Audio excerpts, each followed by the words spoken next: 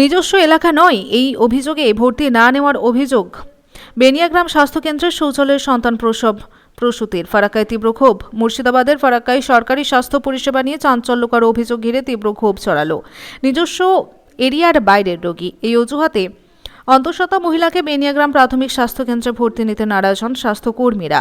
অভিযোগ, রোগীকে পরীক্ষা না করেই অন্য হাসপাতালে রেফার করার নির্দেশ দেওয়া হয়। সেই অবস্থাতেই প্রসব যন্ত্রণায় কাতর ওই মহিলা শৌচালয়ে গিয়ে সন্তান প্রসব করেন। শনিবার সকালে সংবাদ মাধ্যমের সামনে প্রসূতি মহিলার বাবা অভিযোগ করেন, সকালে তার অন্তঃসত্ত্বা মেয়েকে ফারাক্কার বেনিয়াগ্রাম প্রাথমিক স্বাস্থ্যকেন্দ্রে নিয়ে আসা হয়, কিন্তু স্বাস্থ্যকেন্দ্রের কর্মীরা জানান মেয়ের বাড়ি ফারাক্কার খোসালপুর হওয়ায় তাকে ব্লক হাসপাতালে নিয়ে যেতে হবে। নাকি নির্দেশ রয়েছে যাদের বাড়ি ব্লক হাসপাতালের কাছাকাছি তাদের সেখানেই চিকিৎসা করাতে হবে। এমন নির্দেশ সম্বলিত একটি নোটিশ হাসপাতাল চত্বরে ঝোলানো আছে বলেও অভিযোগ। পরিবারের লোকজন মেয়েকে হাসপাতালে একটি বেডে বসিয়ে রাখেন এবং স্বাস্থ্যকর্মীদের সঙ্গে কথা বলছিলেন। সেই সময়ই প্রসব যন্ত্রণায় ছটফট করতে থাকা মহিলা শৌচালয়ে যান এবং সেখানে সন্তান প্রসব করেন বলে পরিবারের দাবি। পরে দ্রুত তাকে ও নবজাতককে বেডে নিয়ে আসা হয়। সৌভাগ্যবশত মা ও সন্তান দুজনেই সুস্থ রয়েছেন। এই ঘটনাকে কেন্দ্র করে ক্ষোভ উগরে দেন ফারাক্কার বিজেপি যুব মোর্চার সভাপতি রৌনক সাহা। তিনি সোশ্যাল মিডিয়ায় ফেসবুক লাইভ করে বিষয়টি তুলে ধরেন, যা মুহূর্তের মধ্যেই এলাকায় আলোড়ন সৃষ্টি করে। খবর পেয়ে রিটেক তিনি সোশ্যাল মিডিয়ায় ফেসবুক লাইভ করে বিষয়টি তুলে ধরেন, যা মুহূর্তের মধ্যে এলাকায় আলোড়ন সৃষ্টি করে। খবর পেয়ে ঘটনাস্থলে ছুটে আসেন ফারাক্কা ব্লক স্বাস্থ্য আধিকারিক ডক্টর মশিউর রহমান, মুর্শিদাবাদের অতিরিক্ত মুখ্য স্বাস্থ্য আধিকারিক ডক্টর তারিফ হোসেন এবং ফারাক্কা থানার পুলিশ। যদিও ব্লক স্বাস্থ্য আধিকারিক অভিযোগ অস্বীকার করে দাবি করেছেন ওই মহিলা শৌচালয়ে নয় হাসপাতালের বেডেই সন্তান প্রসব করেছেন। তবে ওই অবস্থায় তাকে অন্য হাসপাতালে যেতে বলা হয়েছিল কিনা এবং কেনই বা এমন নির্দেশ দেওয়া হয়েছিল তা খতিয়ে দেখে প্রয়োজনীয় ব্যবস্থা নেওয়ার আশ্বাস দিয়েছেন তিনি। প্রথমত হচ্ছে যে জিনিসটা আমি শুনেছি এবং অনেক অভিযোগ এসেছে যে এরকম ডেলিভারি মা এসেছিল এবং তাকে রেফার করার কথা বলা হয়েছিল, এরকম শুনেছি। আর তারপরে যে বাথরুমে গিয়ে ডেলিভারি হয়েছে সেটা ঠিক না, তবে রেফার করা হয়নি এবং হচ্ছে তাকে এই হসপিটালেই হয়েছে এবং ডেলিভারিটা বাথরুমে হয়নি, লেবার টেবিলেই হয়েছে। আর দ্বিতীয় কথা হচ্ছে যে যেটা অভিযোগ আসছে যে এরকম ভাবে রেফার করা হয়েছে আর কি, তো সেই অভিযোগ নিয়ে আমরা অবশ্যই একটা ইনভেস্টিগেশন করব। আর এটা যদি দেখি যে সত্যি কেউ এইভাবে রেফার করা মানে করার কথা বলেছে যে এখান থেকে ওখানে যেতে হবে, এরকম পরিস্থিতিতে যে কিনা একজন মা ফুল ডাইলেটেড অবস্থায় এসছে, তাহলে তাকে ডেফিনেটলি একটা ব্যবস্থা নেওয়া হবে। পরিবার লোকজন অভিযোগ করছে যে গর্ভবতী মহিলার যে বাচ্চা হচ্ছে শৌচালয় মানে কিছুটা হলেও হয়েছে, তারপরে ওখান থেকে বেরিয়ে নিয়ে যাওয়া হচ্ছে। শৌচালয়ে গেছিল এটা শুনেছি, কিন্তু শৌচালয়ে বাচ্চার হয়তো ক্যাপুট যেটা বলে মানে মাথা বেরিয়ে আসে অনেক সময় ফুল ডাইরেক্ট হয়ে দেখা যায়, তো সেটা হতে পারে। তখন মাকে আবার সঙ্গে সঙ্গে লেবার টেবিলে নিয়ে গিয়ে ডেলিভারিটা করানো হয়েছে। এখানে আপনাদের একটা ওই চিকিৎসক যেখানে বসে সেখানে একটা পোস্টার টাঙানো হয়েছে যে বল্লালপুর, জাফরগঞ্জ এই বিভিন্ন এলাকার মানুষজন বল্লালপুর হাসপাতালে যায়, এটা কি বিষয়? বিষয়টা বলি, অ্যাকচুয়ালি এটা একটা ক্যাচমেন্ট এরিয়া। আমাদের ফারাক্কাতে প্রায় প্রতি মাসে 4 থেকে 500 ডেলিভারি হয়। তো অনেক জায়গায় মানে মায়েরা হয়তো দেখা যাচ্ছে যে মানে বেড ঠিকঠাক ভাবে পাচ্ছেন না, পরিষেবা ঠিকভাবে পাচ্ছেন না। একটা নতুন হসপিটাল হয়েছে, অনেকের কাছে এটা হয়তো এটা মানে জানা নেই যে ওখানেও ডেলিভারি হচ্ছে এবং ওখানে মানে একটা সুন্দর লেবার রুম বানানো হয়েছে পরিষ্কার পরিচ্ছন্ন ভাবে, যাতে মানুষের সুবিধা হয়। ওইটা একটা ক্যাচমেন্ট এরিয়া ঠিক করা হয়েছে, যেগুলো যে এরিয়াটা হচ্ছে বল্লালপুরের কাছে। তো আমরা সেটা মানে সাধারণ মানুষের জন্য ওটা করিনি, ওটা আমরা ওখানকার আশা দিদিমণি এএনএম তারাকে আমরা বলেছি যেন ওখানে পাঠানো হয়। তবে এইটার মানে এটা নয় একদমই যে কেউ যদি এখানে আসে পরিষেবা নিতে, সে যেখান থেকে আসুক তাকে আমরা কিন্তু পরিষেবা দেব, তাকে আমরা কখনোই ফিরিয়ে দিতে পারি না। এটা যদি কেউ মানে এটা হয়ে থাকে তাহলে আমরা আবারও বলছি আমরা সেটা নিয়ে ব্যবস্থা নেব। আজকে যে অভিযোগটা করছে যে গর্ভবতী মহিলার পরিবারের লোক, তাহলে সেটা কি সঠিক? আমরা তদন্ত করে দেখছি কতটা ঠিক। তবে হচ্ছে যে ফ্যাক্ট আমরা আপনাকে বললাম যে ডেলিভারি এখানেই হয়েছে এবং লেবার টেবিলেই হয়েছে, সেটা এটা ফ্যাক্ট। আর বাকি যে অভিযোগগুলো উঠে আসছে সেটা তো আমি বললাম যে আমরা ইনভেস্টিগেশন করে বাচ্চার মাসে সুস্থ আছে। হ্যাঁ, এখন বাচ্চার মাস অনেক সময় দেখা যাচ্ছে যে পরিবারের এখানকার যে স্থানীয় লোকজন অভিযোগ করছে চিকিৎসক তার নিজস্ব যে চিকিৎসার যেখানে মানুষ রোগী দেখাতে আসে সেখানে বসে থাকেন না, অন্য রুমে বসে থাকে, তাকে ডেকে আনতে হয়। এই বিষয়ে হ্যাঁ, এটা ঘটনাটা ঘটেছে সকাল 8টার সময়। তো আমি সকাল 8টা থেকে 9টার মধ্যে। তো আমি এটাও দেখছি অ্যাকচুয়ালি চিকিৎসক যেটা আমি শুনলাম যে রেস্ট রুমে ছিলেন। তো সেটা কি পরিস্থিতি হয়েছিল না হয়েছিল পুরো জিনিসটা আমাকে আরো জানতে হবে ভালোভাবে। তারপরে জিনিসটা হয়তো আমি বলতে পারবো যে কি হয়েছিল। কি কি কি ঘটনা হয়েছিল? ঘটনা কি, আমি যখন এখানে গাড়ি দাঁড় করলাম, পেশেন্টকে নামিয়ে ভিতরে নিয়ে গেলাম, ভিতরে নিয়ে গিয়ে রুমের সামনে নিয়ে গেলাম। একটা আয়ামা ছিল, ওকে বললাম আমার মেয়ে একটু সিরিয়াস অবস্থায় আছে, আপনি তাড়াতাড়ি ভর্তি করেন, আর এই ওর ডকুমেন্টস আপনি ভর্তি নেন। ডকুমেন্টস দেখে বলছে যে খোসালপুর বাড়ি, হ্যাঁ, পোস্ট অফিস আমতলা, তার পেশেন্ট এখানে ভর্তি হবে না। এটা কে বলছে? ম্যাডাম বলছিল হসপিটালের কর্তৃপক্ষ?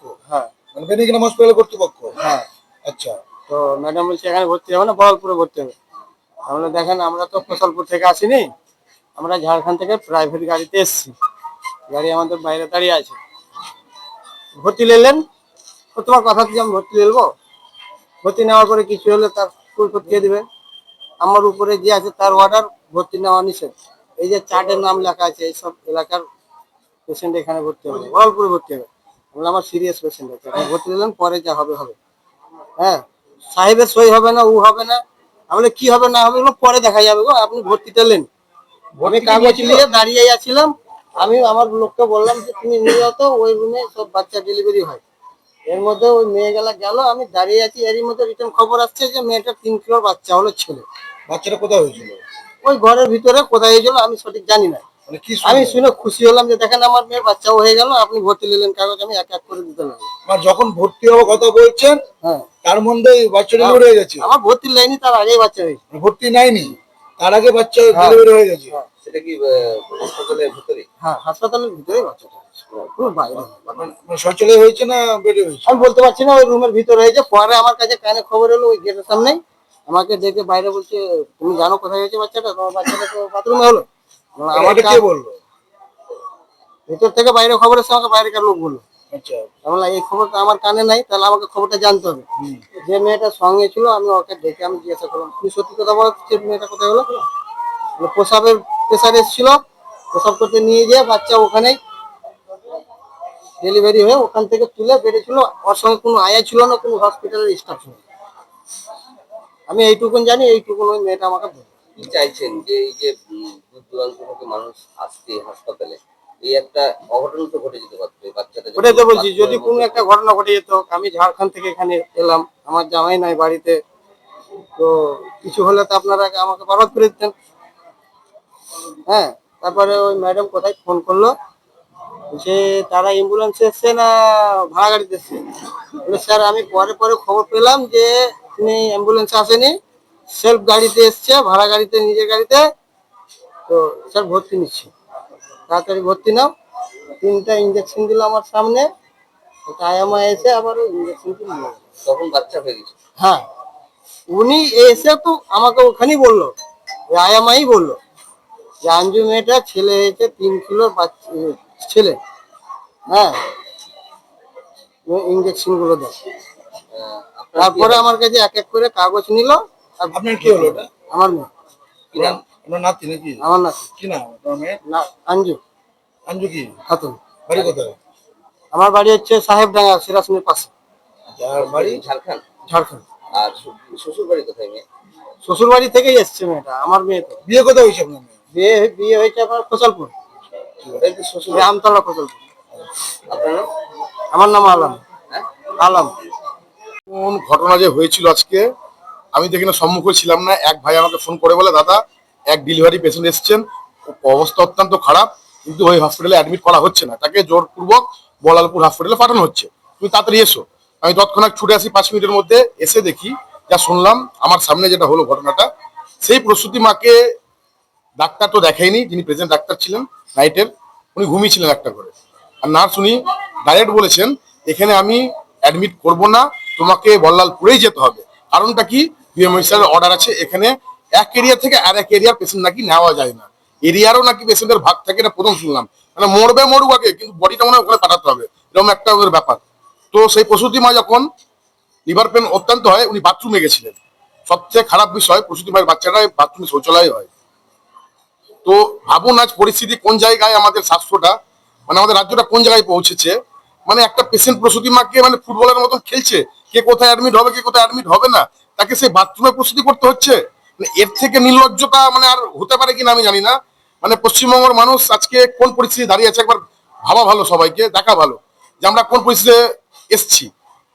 আজকে নয় 100 বছর পূর্বে মনে হয় মায়া প্রসূতি বাথরুমে হয়তো হতো না, কুড়ে ঘরে হতো, ছোট ঘরে হতো, পাকা ঘরে হতো, হাসপাতালে হতো, বাট বাথরুমেও হয়। এটা মমতা ব্যানার্জির সরকারে আমরা এটাও দেখলাম। তো আপনারা জানেন না অবগত, দেখুন নোটিশটাও আমার কাছে আছে, এই দেখুন, আপনি জুম করে আপনারা দেখান। বিএমআই স্যার নিজে নির্দেশ দিয়েছেন যে এখানে এই এরিয়ার লোক থাকবে, বাকি এরিয়ার লোক এখান থেকে সরিয়ে দিতে হবে, সে ট্রিটমেন্ট হোক আর না হোক। একজন নার্স ট্রান্সফার করতে পারে, ডাক্তার দেখেন না। অনেকক্ষণ হয়ে যাওয়ার পর, 8 ঘন্টা পরে ডিউটিরত ডাক্তার আমাকে এসে জিজ্ঞেস করছে কি হয়েছে। মানে ভাবুন, উনি কিছুই কিন্তু জানতেন না, এত কিছু সিচুয়েশন, এত কিছু হয়ে যাওয়ার পরে উনি বিন্দু মাত্র ওনার জ্ঞান নেই, অবগত নেই এই বিষয়ে। তাহলে পেশেন্টরা আজকে মরে যেত, কারো কিছু যায় আসতো না। মানে পশ্চিমবঙ্গের লোক যে কুকুর ছাগল, এটা আর বলা বাহুল্য।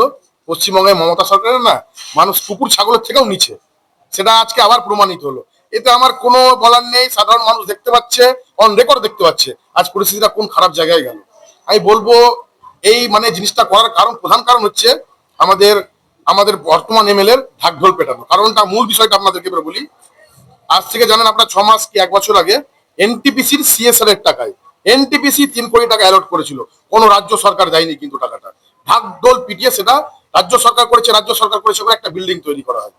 পরে জানতে পারলাম এনটিপিসি সিএসআর এর টাকায়। কিন্তু কি ওখানে বিল্ডিং তো তৈরি হয়ে গেছে এনটিপিসির টাকাতে, কিন্তু কোনো ইকুইপমেন্ট নেই, ডাক্তার নেই, নার্স নেই, সেটাকে চালাচ্ছে কেমন করে, এখান থেকে কাট অফ করে ওখানে। আসল কথা, ওই স্বাস্থ্য কেন্দ্রটাকে ঢাকঢোল পিটিয়ে প্রমোশন করিয়ে কেমন করে মনিরুল ইসলামের নামটা করা যায়, প্রমোট করা যায়, সেটাই চলছে। আর তার সাথ দিচ্ছেন এই বিএমএইচ, সম্পূর্ণভাবে সাথ দিচ্ছেন। মানে কি একটা রুগীদেরকে নিয়ে একটা খেলা হচ্ছে। আরে খেলা না তো কি, মমতারা যে ফুটবলের থেকেও খারাপ খেলা। এরা মানুষ না, এই যে প্রসূতি মারা আছে এরা মানুষ না, মানুষ ভাবেও না। শুনুন, এখানে একজনার রাজনৈতিক ভূমিকা থাকা চাই যে হ্যাঁ আমি বলালপুর হসপিটাল করেছি, উনি উঠতে বসতে আমি দেখি সোশ্যাল মিডিয়াতে ওনার, যারা সোশ্যাল মিডিয়া দেখে বেড়ায়, গাছ উদ্বোধন করলো, বলালপুরে গাছ উদ্বোধন হয়েছে, একটা বসার সিট, আজকে বসার সিট উদ্বোধন হয়েছে। মানে প্রমোশন করেছেন, মানুষের পরিষেবার জন্য করেনি। আজকে এটা নয়, 2 মাস আগে আপনারা জানেন একটা 22 বছরের মহিলা প্রসূতি মা অ্যাম্বুলেন্স না থাকার জন্য দম বন্ধ হয়ে ওখানে অক্সিজেন অভাবে মারা গেছিল বলালপুরে, এটা সবাই জানে। এটা হওয়ার পরেও আজকে এবার এই জিনিসটা ক্রিয়েট করা হচ্ছে। এবার সাধারণ মানুষকে আমি বলবো, ফারাক্কার লোককে বলবো, আপনাদের বিধায়ক আপনারা চুজ করেছেন, এবার আপনারাই দেখুন আপনারা কি পেয়েছেন। আমার নাম রৌনক শাহ, আমি ফারাক্কা মন্ডল যুব মোর্চার সভাপতি। নিজস্ব সংবাদদাতা, ফারাক্কা, নতুন পেগাম।